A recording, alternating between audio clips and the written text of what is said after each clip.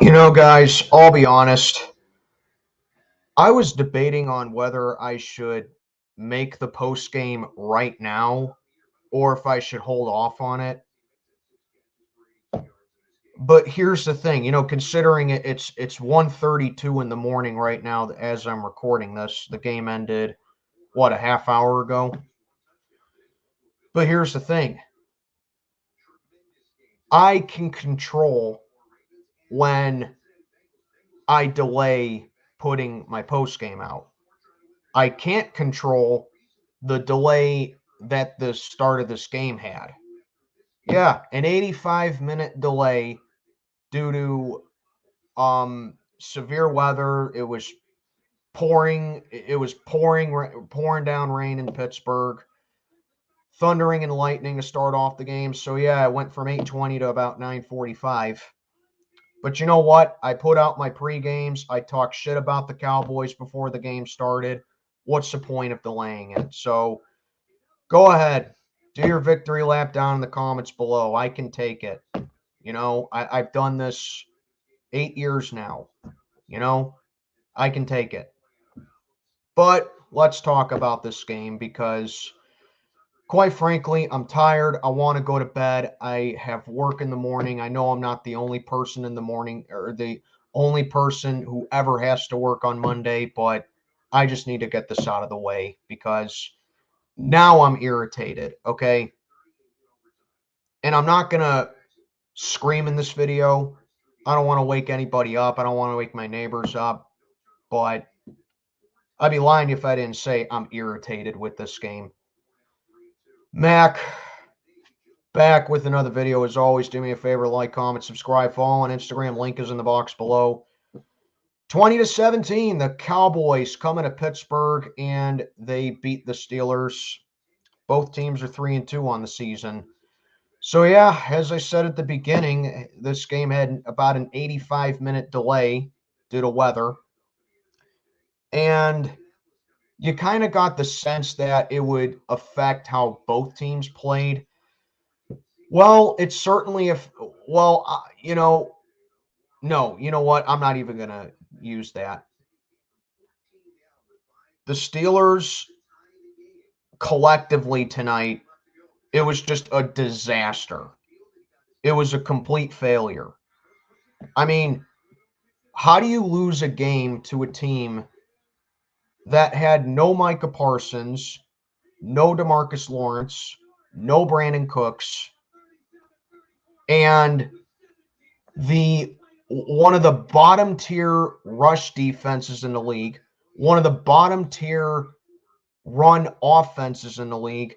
A lot of the players on the Cowboys coming into this game had barely over league average, if you want to call it that, for their respective yards at position. And tonight, the Steelers just made them look like all pros at every single position. But that's a typical Mike Tomlin game for you guys. That's a typical Mike Tomlin game. Yeah, still think he's a top 3 coach in the league. I'm done arguing my case about that. I'm done. And I'm going to get into Tomlin later in this video. Believe me, I will. But it started off early. First quarter came, and the Steelers, we were trying to put together a solid drive. Justin Fields threw some darts down the field. Connor Hayward has to come up with that catch in the first quarter. I mean, lunged out, had it, dropped it at the last second. You got to come up with that catch. All there is to it. Questionable play calls like running it on 3rd and 8 with a practice squad running back. And that, I've given Arthur Smith so much credit over the weeks because you felt like the offense was due to break out at some point, and the offense, you felt like it was starting to mold together and progressing week by week. There's no excuses for tonight. Absolutely no excuses for this game. The play calling, I thought, was horrendous up until, surprise, surprise, the second half. At some points in the second half, it looked decent. Not great, but decent. You know, more shitty offensive line. Isaac Seumalo getting pancaked in the first quarter caused a fumble by Justin Fields. Thank God the Cowboys didn't recover it. And speaking of turnovers, how about the Steeler defense coming up with 3 turnovers tonight? Dak Prescott was responsible for all 3 of them, and the Steelers could only get 7 points off of 3 turnovers. 7 points. No one played well tonight for us. No one did. Unless it's TJ Watt, JPJ, who had that amazing interception in the fourth quarter, maybe Landon Roberts, but that's it. 3 players tonight showed up for us. 3. Everyone else was awful. And this pass defense, man, I mean, what the hell happened to this pass defense? This pass defense has been horrendous over the past couple weeks. I mean, at halftime, we only had 3 points and like 89 yards of offense. And Dak Prescott, chunk play after chunk play after chunk play. He didn't even need to throw to CeeDee Lamb tonight. You want to know why? Because Minkah Fitzpatrick, who's basically been on a milk carton all season, completely missing assignments tonight, and allows Tolbert, who may be Dallas's 4th or 5th option, absolutely just make a fool out of him. And then the touchdown at the beginning of the fourth quarter, or was it at the end of the third? One or the others. I think it was at the end of the third, though. Whenever it was. I think it was at the end of the third, now that I think about it. I'm just so irritated right now, man. But it was Deshaun Elliott who fell down, gave up the touchdown to Dawdle. I mean, man, this pass defense just got obliterated tonight. How do you lose this game? How? How do you lose it? Because the game plan, it doesn't matter who the offensive coordinator is. It doesn't matter who the defensive coordinator is. I said this back in week 2 when we held on to beat the Broncos, who, by the way, are playing some pretty good football right now. Yeah. I said this all the way back in week 2. The game plan always revolves around a sloppy, bad, non-existent first half. And then they just wait for the second half to play their best brand of football. What did Tomlin say at the halftime report on that sideline interview? Something along the realms of, oh, well, they put a boot to our butt and we got to focus on putting ours to theirs then. Something like that.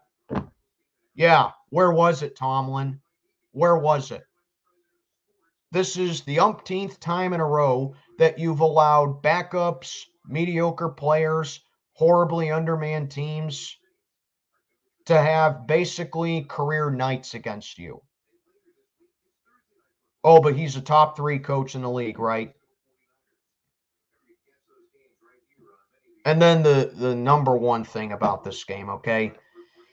Was this the thing that cost us the game completely? No, but it certainly didn't help us. How about when the Cowboys have it on 4th and goal and you're up 17-13? They just used their last timeout. There's 20 seconds left in the game. And even if the Cowboys score a touchdown, guess what? You can stop the clock one more time and it gives you an extra chance to win the game, even if they score. Nope. Timeout. Timeout. Timeout. There is no fundamentals at all when it comes to Tomlin. There is no football sense at all when it comes to Tomlin. His clock manipulation is so bad. It's been bad for years. And people continue to overlook it. And I see this from a mile away with him. And I'll be 100% honest. Even when JPJ intercepted Dak and the Steelers got a touchdown off of that pick amazingly, I still didn't have a good feeling. You know why? Yeah, even with a drive that went 12 plays, 63 yards, and burned 5.5 minutes off the clock, I still did not have a good feeling. You know why? Because I felt like the Steelers scored too early. They could have milked the clock a little bit more. They could have burned maybe an extra minute or so off the clock. I mean, I'm not guaranteeing we would have won the game if that was the case, but you get it. I did not even have a good feeling about that. That is how sad this performance is. A 12-play drive, a 12-play touchdown drive doesn't give me a good feeling that we can put the game away. Because you knew that coming off of that, Dallas was just going to milk the clock because they know that this pass defense is absolutely atrocious. The rush defense can only do so much. And even then, they let Dawdle have a decent game against us, and even Zeke had a couple of nice rushes against us. You knew the Cowboys were going to milk the clock because you knew that our defense couldn't stop. And then, even at the goal line, Landon Roberts, amazing play, jumps over the line, gets the tackle, forces the fumble. That's the game right there. Of course, there's no one in the vicinity to recover the fumble, though. Of course not. Why? Because that'd be too easy. The Steelers can never make anything easy. I mean, how do you lose this game? How? The Steelers had no business losing this game. And you know what the worst part about this is? I felt like the Cowboys even left points off the board. The Cowboys, if they didn't have all those misuses, they didn't have all those penalties, they didn't have all those false starts. I mean, the Cowboys shot themselves in the foot God knows how many times in this game, and we still couldn't capitalize off of it. If the Cowboys didn't have as many misuses as they did in this game, they probably could have scored about 14 to 17 more points. They could have had 37 points on us, and this could have been about a 20-point loss for us. I mean, this is just pathetic. The only good things I can say about this game is TJ Watt getting sack number 100, and this also shows just how important Nick Herbig is going to potentially be to this other side of the edge as well, because he left the game, didn't come back in. TJ also has the most forced fumbles since being drafted in 2017. And I'll even give a shout out to Kyle Allen. He only had one pass in this game because he came in when roughing the passer call on Justin Fields took him out of the game for a couple minutes. But Kyle Allen found Muth, threw a dart to him for a first down completion, and you felt right there the Steelers were going to get some kind of momentum on offense. Fields came back in the game. They were getting some nice plays. They had a good drive going. And then Connor Hayward makes up for that drop that he had earlier. And when he was in the slot, he had a touchdown reception on a corner route right there. It took 6 plays, 72 yards, and 3:10 off the clock. Kyle Loudermilk, amazing blocked field goal. But then, nope. Pass defense in the secondary goes right back to how they were. A terrible holding call on Beanie Bishop. Missed assignments all night long. And like I said, Dak didn't even need to target CeeDee Lamb.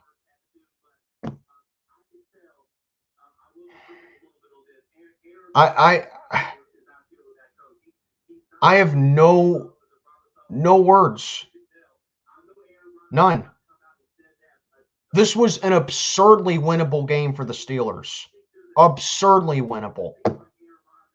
But of course, because they can't make anything easy, and because they have to outsmart themselves when they're trying to outsmart their opponent, it just ends up looking stupid. We lose. We lose the game.